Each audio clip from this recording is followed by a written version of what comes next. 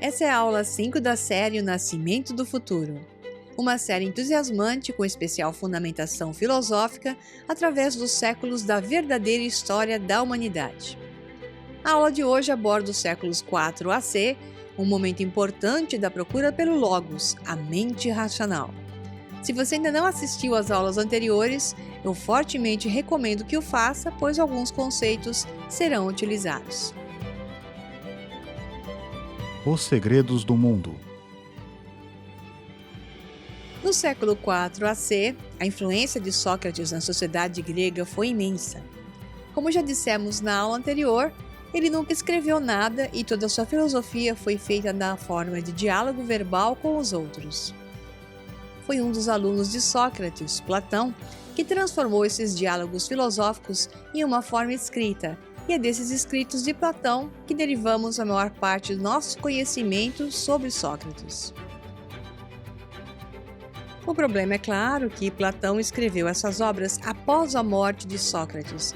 Embora Platão tenha sido seu aluno e tenha estado presente em muitas das discussões reais de seu mestre, não há maneira de saber exatamente em que medida os escritos de Platão representam a filosofia de Sócrates, ou se Platão estava usando o personagem de Sócrates para apresentar suas próprias ideias.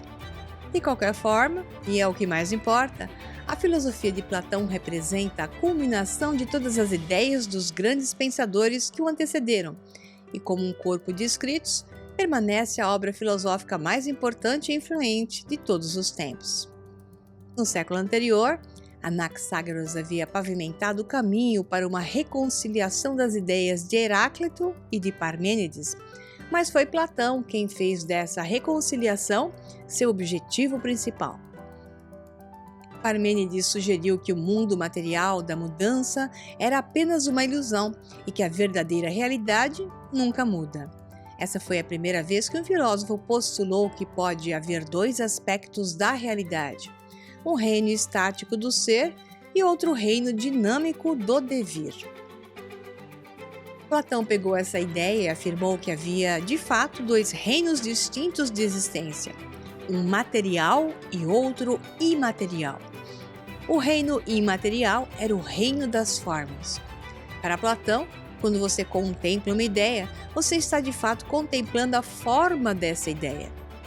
Se você encontrar uma representação dessa ideia no mundo físico, estará apenas encontrando uma instância individual dessa forma. No entanto, essa instância individual não é a própria forma, mas apenas uma cópia. A forma em si é aquilo que é contemplado mentalmente. Platão frequentemente utilizava a matemática para demonstrar esse raciocínio. Imagine um círculo. Em sua mente você está contemplando a ideia de um círculo, a forma do círculo. Agora encontre um objeto circular no mundo físico. Esse objeto é apenas uma instanciação de um círculo, uma variação do padrão, mas sendo matéria, não será um círculo perfeito. Haverá alguma imperfeição, nem sempre óbvia para os sentidos. Como tal, o único círculo perfeito é a forma do círculo. Mas, para Platão, a forma é o objeto verdadeiro e real. Platão afirmou que o reino das formas é a verdadeira realidade. As formas são perfeitas em todos os sentidos, obedecendo estritamente à matemática pitagórica. O reino material, por outro lado, não contém nada além de cópias inferiores das formas, da ilusão de mudança que Parmênides havia falado. Platão percebeu que no reino material nunca há qualquer tipo de perfeição, como no exemplo do círculo. Nada no reino físico jamais corresponde perfeitamente à forma na qual se baseia. Sempre haverá algum tipo de imperfeição.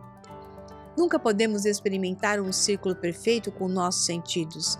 Apenas com a razão podemos conceber um círculo perfeito, pois é a razão que nos dá acesso ao reino das formas. Platão, na grande tradição racionalista, promove a concepção sobre a percepção, uma ideia central para o nosso sistema. Platão sugeriu que o reino material foi moldado por algum tipo de escultor cósmico, que ele chamou de demiurgo.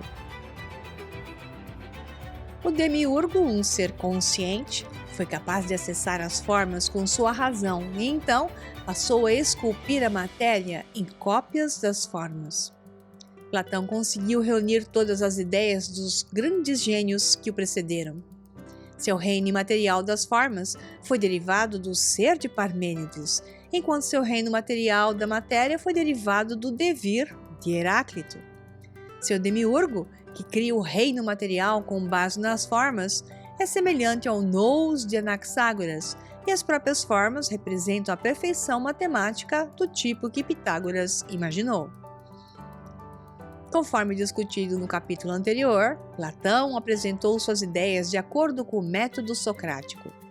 Se os diálogos socráticos de Platão têm ou não qualquer semelhança com as discussões reais que Sócrates possa ter tido, nunca poderemos saber ao certo, mas eles certamente apresentam a filosofia de Platão ao mundo, de forma a ajudar o leitor a compreender não apenas as ideias finais, mas também o processo pelo qual esses raciocínios são racionalmente determinados. Felizmente, além de ser um dos maiores filósofos de todos os tempos, Platão foi também um dos melhores escritores da história, apresentando sua filosofia na forma desses diálogos cativantes, onde as ideias são desdobradas em suas partes mais básicas, permitindo que as pessoas se familiarizem com as ideias filosóficas complexas. Como tal, os diálogos de Platão constituem um dos corpos mais significativos da literatura na história humana. A ideia de pessoas comuns serem capazes de aprender filosofia facilmente é demonstrada até em um dos diálogos, o Mênon, uma passagem memorável em que Sócrates começa a falar com um escravo inculto e, através do método socrático, é capaz de ajudar o escravo a formular ideias matemáticas. Isso demonstra não apenas que qualquer pessoa pode aprender filosofia, mas que as ideias racionais, principalmente as matemáticas, são inatas em todos nós, pois mesmo esse escravo, sem educação formal, era capaz de compreender matemática simplesmente por meio de um processo de raciocínio. Platão afirmou, portanto, que quando aprendemos, não aprendemos realmente, e sim lembramos do conhecimento que é inato em todos nós. Isso também representa a concordância de Platão com Pitágoras de que a matemática é a própria natureza da verdadeira realidade da existência, o reino das formas, o reino de onde o escravo retira o conhecimento para chegar às suas conclusões. Platão fundou a Academia em Atenas, uma das primeiras formas de universidade, para ensinar sua filosofia a outras pessoas. Ao contrário da escola secreta de mistérios de Pitágoras, a Academia de Platão era uma instituição mais pública. Isso mostra a progressão do intelectualismo do século VI ao 4 AC. Na escola de mistérios de Pitágoras havia uma síntese de intelectualismo racional e quase misticismo religioso. Na época de Platão, entretanto, essas duas formas de pensar haviam se separado e os filósofos tendiam a se engajar no intelectualismo racional em detrimento do misticismo. Como falamos em aula anterior, na tragédia grega se representava a estética apolínea e a dionisíaca juntas, e agora elas foram separadas e Dioniso foi condenado à obscuridade.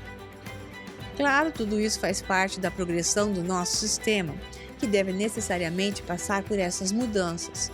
Afinal, como nos mostra Platão, o processo é tão importante quanto a conclusão final. Nos tempos antigos, Dioniso tinha precedência sobre Apolo, mas eles foram colocados em equilíbrio na era clássica da tragédia. Agora, no entanto, Apolo estava tendo sua vez de ser o centro das atenções, mas Dioniso não tinha ido embora. É a grande tarefa de nosso sistema restaurar Dioniso ao seu lugar de direito ao lado de Apolo.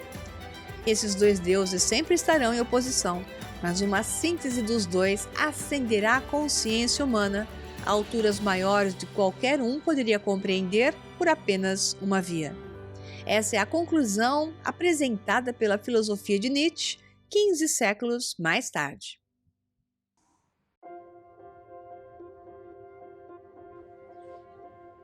Aristóteles. O principal aluno de Platão em sua academia foi Aristóteles. No entanto, ele acabou rejeitando o elemento-chave da filosofia de Platão, a saber, o domínio das próprias formas. Enquanto Platão imaginou o universo de dois reinos separados, o reino material da matéria e o reino imaterial das formas nas quais a matéria se baseava, Aristóteles, em vez disso, visualizou apenas um único reino, o universo físico. No entanto, Aristóteles não rejeitou as próprias formas. Em vez de ter as formas existindo em seu próprio domínio separado, ele as colocou no mesmo reino da matéria. Em seu sistema, a forma de cada coisa estava presente dentro da própria coisa. Essa ideia, embora oposição às ideias dos grandes gênios anteriores a ele, permitiu a Aristóteles formular seu conceito de teleologia, conceito fundamentado na ideia de que tanto os múltiplos seres existentes quanto o universo como um todo se direcionem em última instância a uma finalidade que, por transcender a realidade material, é inalcançável de maneira plena ou permanente. Anaximandro havia dito que o apeiron estava em constante movimento, e Heráclito embelezou essa ideia, dizendo que todo movimento estava de acordo com as leis do Logos, que correspondem à matemática de Pitágoras. Anaxágoras acrescentou a ideia de nous ao Logos, apresentando a ideia de que havia algum tipo de força orientadora determinando como os eventos ocorriam. Ao colocar as formas das coisas dentro das próprias coisas no reino material, Aristóteles foi capaz de formular uma teoria sobre como exatamente as coisas estavam sendo guiadas. Ele disse que dentro de tudo estava contida a ideia, ou forma, da maneira perfeita ou mais plenamente atualizada em que aquela coisa deveria existir. Como matéria, as coisas inicialmente começam como potencial puro, mas a forma dentro delas direciona a matéria para mudar e se desenvolver em direção ao seu estado perfeito e atualizado, um estado determinado pela forma contida nela. Essa é a ideia chamada de teleologia, da palavra grega telos, que significa fim, propósito ou objetivo. Aristóteles disse que tudo no universo exibe teleologia, visto que tudo contém sua forma dentro de si. Essa ideia embelezou ainda mais a ideia de que o universo estava em constante movimento, conforme Anaximandro, mudando constantemente conforme Heráclito e sendo guiado por uma força conforme Anaxágoras, mas ainda mantendo a ideia de formas perfeitas que são imutáveis, de acordo com Parmênides. A teleologia de Aristóteles apresenta uma versão da evolução que é puramente proposital. Há claramente um objetivo específico pelo qual o universo está se empenhando. Isso está em grande contradição com a ideia moderna da evolução como sendo, de alguma forma, essencialmente aleatória e sem sentido, uma ideia que teria parecido absurda para os gregos antigos. Para os grandes filósofos racionalistas, significado e propósito foram obviamente construídos na própria estrutura do universo. Como o processo de raciocínio demonstra atividade proposital, o ponto final é inerente ao ponto de partida, alfa e ômega, o processo que conduz a uma maneira particular ou a única maneira pela qual ele pode se desenvolver. É por isso que existe apenas um verdadeiro sistema de realidade, um sistema do qual os gloriosos gregos antigos estavam muito mais próximos do que a maioria dos pensadores modernos. Não obstante, Aristóteles é o único filósofo grego que tende a atrair os pensadores e cientistas modernos. Como ele negou qualquer reino transcendente e afirmou que apenas o mundo físico existia, pode-se dizer que ele não era realmente um filósofo na tradição mais antiga, mas sim o primeiro pensador que poderíamos chamar de cientista. Em vez de apresentar uma grande teoria baseada puramente na razão, Aristóteles preferiu fazer observações do mundo ao seu redor e tirar suas conclusões com base nessas observações. Essa diferença entre a filosofia de Aristóteles e a de Platão e dos outros que vieram antes dele marca a primeira grande divisão do racionalismo e do empirismo. Platão representou o ápice de todos os gênios pensadores gregos que vieram antes dele, mas Aristóteles representou o início de uma nova maneira de pensar sobre o mundo. Apesar do gênio magnífico de Aristóteles, sua filosofia representa o início de uma grande fratura no mundo intelectual. Antes dele, os filósofos haviam tentado formar todas as suas ideias em uma única grande teoria que explicaria tudo. Aristóteles, no entanto, começou a dividir tudo em disciplinas separadas. Embora o próprio tivesse domínio em todas elas, os pensadores subsequentes escolheriam estudar apenas em uma área em detrimento das outras. Isso pode ser visto na divisão dos escritos de Aristóteles em diferentes assuntos: lógica, física, metafísica, ética, política, retórica e poética, assim gerando ao mesmo tempo uma desconexão do pensamento, ao mesmo tempo que ampliação do foco em uma área. Os livros de Aristóteles também foram escritos de uma maneira muito diferente dos livros de Platão. Enquanto o segundo escreveu seus diálogos apresentando ideias dentro de uma espécie de narrativa, quase uma história, Aristóteles escreveu no estilo mais árido e acadêmico que possamos associar aos escritos intelectuais. Talvez apesar do gênio magnífico de Aristóteles, sua filosofia representa o início de uma grande fratura no mundo intelectual. Antes dele, os filósofos haviam tentado formar todas as suas ideias em uma única grande teoria integrada e unificada. Aristóteles, no entanto, começou a dividir tudo em disciplinas separadas. Embora ele próprio tivesse domínio de quase todas elas, os pensadores subsequentes escolheriam estudar apenas em uma área em detrimento das outras.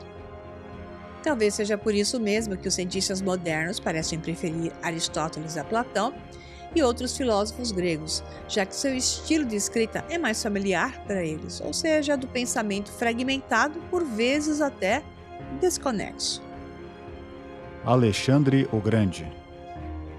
Curiosamente, enquanto Aristóteles estava fragmentando o intelectualismo ao dividi-lo em diferentes disciplinas, um dos seus alunos, ao invés disso, uniria o mundo de uma maneira muito diferente. Tão renomado era Aristóteles em todo o mundo grego que o rei Filipe da Macedônia enviou seu filho Alexandre para estudar com o grande mestre. Foi Filipe quem teve a ideia de a Grécia se tornar um povo unido em um único império, em vez de uma coleção de cidades-estados que antes existia. Ele nunca viu seu sonho se tornar realidade, já que foi assassinado, levando seu filho de 20 anos a assumir o controle. Alexandre iria se tornar um dos comandantes militares mais lendários da história mundial, conquistando territórios e criando um dos maiores impérios do mundo antigo, indo muito além de qualquer coisa que seu pai havia imaginado. Ele unificou os territórios em um único império, acrescentando reinos na Europa, norte da África, Oriente Médio e na Ásia até a Índia. Uma consequência disso foi a disseminação da cultura e do conhecimento grego por todas essas terras. A magnificência do conhecimento grego agora podia se espalhar pelo mundo.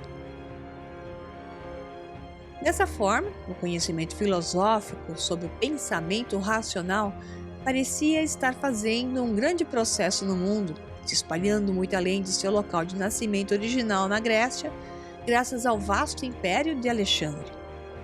Há um grande mistério envolvendo a morte de Alexandre apenas aos 32 anos, mas suas conquistas o tornaram uma lenda, conhecido para sempre como Alexandre o Grande. Para finalizar, observem os números. A grande maioria dos textos se referem ao surgimento de Alexandre o Grande em 330 AC e a criação do Império Romano do Oriente em Constantinopla em 330 DC. Temos aqui, portanto, algo a ser pensado quanto à real validade dessas datas e números, sua representação simbólica e o padrão e o destino que, a partir desses dois reinos, a humanidade ainda se submete. Será que você está despertando e percebendo o que eu quero dizer? Receba essa resposta no curso Segredos dos Deuses, a verdadeira história da humanidade. Abraços e até a próxima aula.